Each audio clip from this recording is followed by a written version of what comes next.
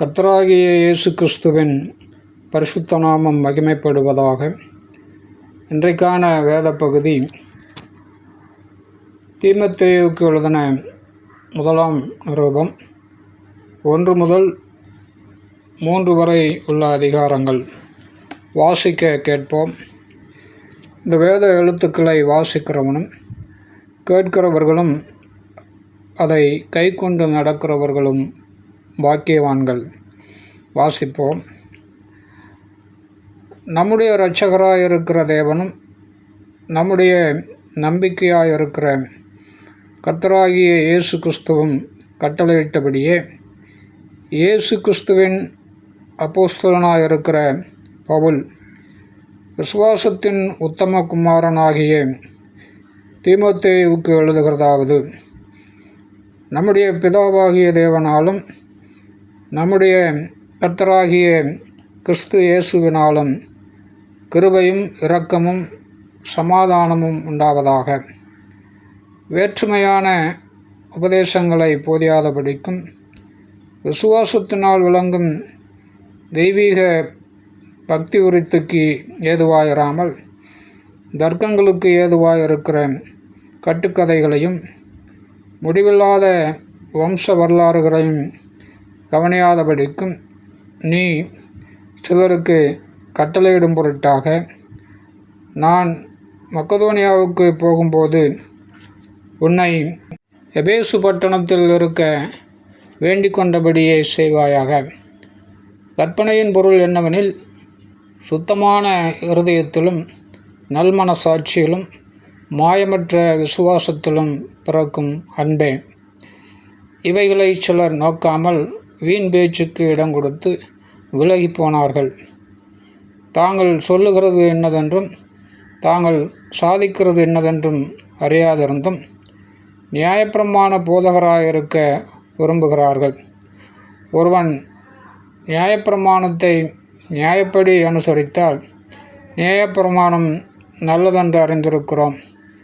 எங்களுக்கு தெரிந்திருக்கிறபடி நியாயப்பிரமாணம் நீதிமானுக்கு விதிக்கப்படாமல் அக்கிரமக்காரருக்கும் அடங்காதவர்களுக்கும் பக்தியில்லாதவர்களுக்கும் பாவிகளுக்கும் அசுத்தருக்கும் சீர்கெட்டவர்களுக்கும் தாய் தகப்பன்மாரை அடிக்கிறவர்களுக்கும் கொலை பாதகருக்கும் வேசிக்கல்லருக்கும் ஆண் புணர்ச்சிக்காரருக்கும் மனுஷரை திருடுகிறவர்களுக்கும் பொய்யருக்கும் பொய்யானை இடுகிறவர்களுக்கும் நித்தியானந்த தேவனுடைய மகிமையான சுவிசேஷத்தின்படி எனக்கு ஒப்புவிக்கப்பட்டிருக்கிற ஆரோக்கியமான உபதேசத்திற்கு எதிரடையாயிருக்கிற மற்றெந்த செய்கைக்கும் விரோதமாய் விதிக்கப்பட்டிருக்கிறது. என்னை பலப்படுத்துகிற நம்முடைய கர்த்தராகிய இயேசு கிறிஸ்து என்னை உண்மையுள்ளவனென்றெண்ணி இந்த ஊழியத்திற்கு ஏற்படுத்தினபடியால் அவரை ஸ்தோத்தரிக்கிறேன். முன்னே நான் தூஷிக்கிறவனும் துன்பப்படுத்துகிறவனும் கொடுமை செய்கிறவனுமாயிருந்தேன். அப்படியிருந்தும் நான் அறியாமல் அவிசுவாசத்தினாலே அப்படி செய்தபடினால் இரக்கம் பெற்றேன். நம்முடைய கர்த்தரின் கிருபை கிறிஸ்து இயேசுவின் மேலுள்ள விசுவாசத்தோடும் அன்போடும் கூட என்னிடத்தில் பரிபூர்ணமாய் பெறுகிற்று. பாவிகளை இரட்சிக்க கிறிஸ்து இயேசு உலகத்தில் வந்தார் என்கிற வார்த்தை உண்மையும் எல்லா அங்கீகரிப்புக்கும் பாத்திரமுமானது. அவர்களில் பிரதான பாவி நான். அப்படியிருந்தும் நித்திய ஜீவனை அடையும்படி இனிமேல் இயேசு கிறிஸ்துவனிடத்தில் விசுவாசமாய் இருப்பவர்களுக்கு திருஷ்டாந்தரம் உண்டாகும் பொருட்டு பிரதான பாவியாகிய என்னிடத்தில் அவர் எல்லா நீடிய பொறுமையையும் காண்பிக்கும்படிக்கு இரக்கம் பெற்றேன். நித்தியமும் அழிவில்லாமையும் அதர்சனமுள்ள ராஜனுமாய் தாம் ஒருவரே ஞானமுள்ள தேவனுமாய் இருக்கிறவருக்கு கனமும் மகிமையும் சதா காலங்களிலும் உண்டாயிருப்பதாக. ஆமேன். குமாரனாகிய தீமோத்தேயுவே, உன்னை குறித்து முன் உண்டான தீர்க்க தரிசனங்களின்படியே நீ அவைகளை முன்னிட்டு நல்ல போராட்டம் பண்ணும்படி இந்த கட்டளையை உனக்கு ஒப்புவிக்கிறேன். நீ விசுவாசமும் நல்மனசாட்சியும் உடையவனாயிரு. இந்த நல்மனசாட்சியை சிலர் தள்ளிவிட்டு விசுவாசமாகிய கப்பலை சேதப்படுத்தினார்கள். எமனேயும் அலெக்சந்தரும் அப்படிப்பட்டவர்கள். அவர்கள் தூசியாதபடி சிட்சிக்கப்பட அவர்களை சாத்தானிடத்தில் ஒப்பு கொடுத்தேன். ஆமென். 2ஆம் அதிகாரம். நான் பிரதானமாய் சொல்லுகிற புத்தி என்னவெனில், எல்லா மனுஷருக்காகவும் விண்ணப்பங்களையும் ஜெபங்களையும் வேண்டுதல்களையும் ஸ்தோத்திரங்களையும் பண்ண வேண்டும்.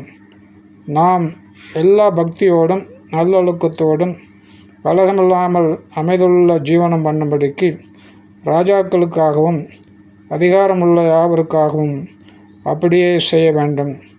நம்முடைய இரட்சகராகிய தேவனுக்கு முன்பாக அது நன்மையும் பிரியமுமாயிருக்கிறது.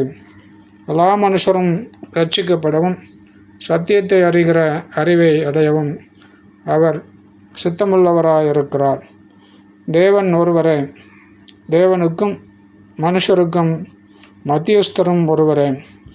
எல்லாரையும் மீட்கும் பொருளாக தம்மை ஒப்பு கொடுத்த மனுஷனாகிய கிறிஸ்து இயேசு அவரே. இதற்குரிய சாட்சி ஏற்ற காலங்களில் விளங்கி வருகிறது. இதற்காகவே நான் பிரசங்கியாகவும் அப்போஸ்தலனாகவும் புறஜாதிகளுக்கு விசுவாசத்தையும் சத்தியத்தையும் விளங்க பண்ணுகிற போதகனாகவும் நியமிக்கப்பட்டிருக்கிறேன். நான் பொய் சொல்லாமல் கிறிஸ்துவுக்குள் உண்மையை சொல்லுகிறேன். அன்றியும் புருஷர்கள் கோபமும் தர்க்கமும் இல்லாமல் பரிசுத்தமான கைகளை உயர்த்தி எல்லா இடங்களிலேயும் ஜெபம் பண்ண வேண்டுமென்று விரும்புகிறேன்.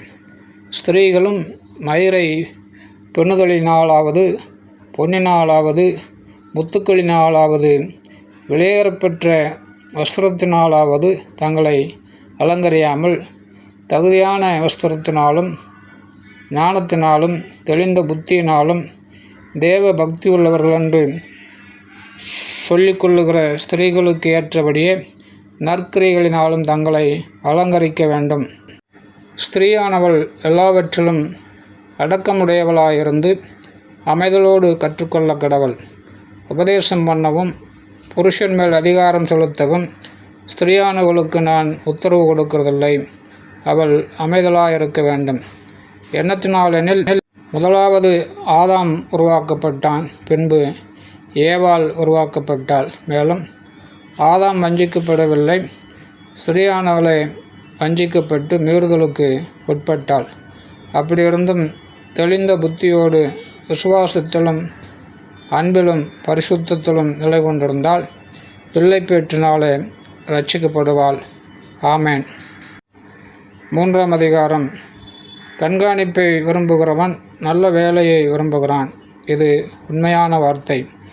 ஆகையால் கண்காணியானவன் குற்றம் சாட்டப்படாதவனும் ஒரே மனைவியுடைய புருஷனும் ஜாக்கிரதை உள்ளவனும் தெளிந்த புத்தி உள்ளவனும் யோக்கியதை உள்ளவனும் அந்நியரை உபசரிக்கிறவனும் போதக சமர்த்தனுமாய் இருக்க வேண்டும். அவன் மதுபான பிரியனும் அடிக்கிறவனும் இழிவான ஆதாயத்தை இச்சிக்கிறவனுமாயிராமல் பொறுமையுள்ளவனும் சண்டை பண்ணாதவனும் பண ஆசையில்லாதவனுமாயிருந்து தன் சொந்த குடும்பத்தை நன்றாய் நடத்துகிறவனும் தன் பிள்ளைகளை சகல நல்லொழுக்கமுள்ளவர்களாக கீழ்ப்படிய பண்ணுகிறவனுமாய் இருக்க வேண்டும். ஒருவன் தன் சொந்த குடும்பத்தை நடத்த அறியாதிருந்தால் தேவனுடைய சபையை எப்படி விசாரிப்பான்? அவன் எருமாப்படைந்து பிசாசு அடைந்த ஆக்கினையிலே விழாதபடிக்கு நூதன சீசனாய் இருக்கக்கூடாது. அவன் நிந்தனையிலும் பிசாசின் கண்ணியிலும் விழாதபடிக்கு புறம்பானவர்களால் நற்சாட்சி பெற்றவனுமாய் இருக்க வேண்டும். அந்தபடியே உதவிக்காரரும் இரு நாக்குள்ளவர்களாயும் மதுவான பிரியராயும் இழிவான ஆதாயத்தை இச்சிக்கிறவர்களாயும் இராமல் நல்லொழுக்கம் உள்ளவர்களாயும் விசுவாசத்தின் இரகசியத்தை சுத்த மனசாட்சியிலே காத்து கொள்ளுகிறவர்களாயும் இருக்க வேண்டும். மேலும் இவர்கள் முன்னதாக சோதிக்கப்பட வேண்டும். குற்றம் சாட்டப்படாதவர்களானால் உதவிக்காரராக ஊழியம் செய்யலாம். அந்தபடியே ஸ்திரீகளும் நல்லொழுக்கம் உள்ளவர்களும் அவதூறு பண்ணாதவர்களும் தெளிந்த புத்தியுள்ளவர்களும் எல்லாவற்றிலேயும் உண்மையுள்ளவர்களுமாய் இருக்க வேண்டும். மேலும் உதவிக்காரரானவர்கள் ஒரே மனைவியுடைய புருஷனுமாய் தங்கள் பிள்ளைகளையும் சொந்த குடும்பங்களையும் நன்றாய் நடத்துகிறவர்களுமாய் இருக்க வேண்டும். இப்படி உதவிக்காரருடைய ஊழியத்தை நன்றாய் செய்கிறவர்கள் தங்களுக்கு நல்ல நிலையையும் கிறிஸ்து இயேசுவை பற்றும் விசுவாசத்தில் மிகுந்த தைரியத்தையும் அடைவார்கள். நான் உன்னிடத்திற்கு சீக்கிரமாய் வருவேன் என்று நம்பியிருக்கிறேன். தாமதிப்போமாகில் தேவனுடைய வீட்டில் நடக்க வேண்டிய வகையை நீ அறியும்படி இவைகளை உனக்கு எழுதுகிறேன். அந்த வீடு ஜீவனுள்ள தேவனுடைய சபையாய் சத்தியத்துக்கு தோணும் ஆதாரமாக இருக்கிறது. அன்றியும் தேவ பக்திக்குரிய இரகசியமானது யாவரும் ஒப்புக்கொள்ளுகிறபடியே மகா மேன்மையுள்ளது. தேவன் மாம்சத்தில் வெளிப்பட்டார், ஆவியில் நீதியுள்ளவர் என்று விளங்கப்பட்டார், தேவதூதர்களால் காணப்பட்டார், புரஜாதிகளிடத்தில் பிரசங்கிக்கப்பட்டார், உலகத்தில் விசுவாசிக்கப்பட்டார், மகிமையிலே ஏறெடுத்து கொள்ளப்பட்டார். ஆமேன்.